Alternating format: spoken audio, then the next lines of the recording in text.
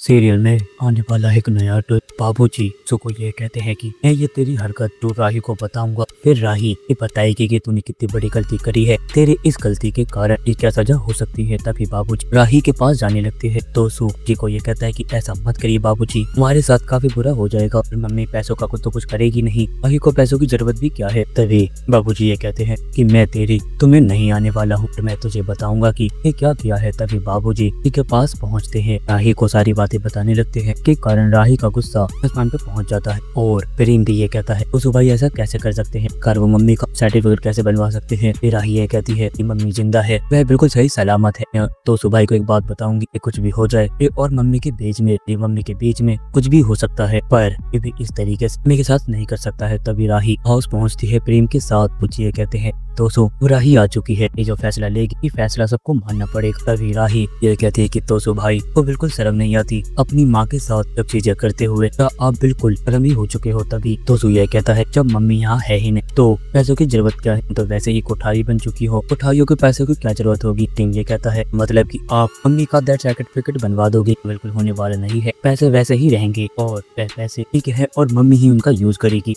ये कहती है वह पैसे मेरे पापा ने जमा किए थे और वह पैसे मेरी मम्मी के हैं, तो वह उन दोनों को ही यूज करना होगा, वरना आपको कभी माफ नहीं करूंगी, सुभाई के खिलाफ जरूर कंप्लेन कर दूंगी। तो सो डर जाता है और बाकी यह कहती है कि तुम अपने काम से काम क्यों नहीं रखती हो, तुम्हारा दिमाग खराब है, पागल हो, तुम्हें से तो मम्मी का नाम भी नहीं सुनना और तुम ये कह रही हो पैसे सिर्फ और सिर्फ मम्मी यूज करेगी। तभी फिर राही तो यह बोलता है वो कुछ समझ में नहीं आएगा, तो कह रहा हूँ राही इन दोनों से फॉर्म फिर जो पाला था उसको सारी सच्चाई जाके बता दो, मैं खुद ही बताए दोनों कितनी बड़ी गलती करी है। बाकी दी आप एक बात जान लीजिए, पैसे मम्मी के हैं, ये सही सलामत है, नहीं चाहे जिसका भी नाम लेगी पैसे उसके होंगे, कि आप लोगों के खासकर तो मम्मी आप दोनों को कोटी कोटी देने वाली नहीं है। तभी तो सुया कहता है तुम अपना काम से काम रखो, कोई ज्यादा बोलने की जरूरत नहीं है। राही गुस्से में आके वो कॉलर पकड़ लेती है और ये कहती है कि तो सुभाई आपने इनसे एक शब्द बोलने की कोशिश करी, आपको छोड़ने वाली नहीं हो, आप गलती करती हो, ऊपर से हमें ही नजरें दिखा रहे हो। और तो सुभाई एक बात जान लीजिए, अगर आपने अगली बार चीजें करने की सोची आपको जेल के सलाखों के पीछे भिजवाने में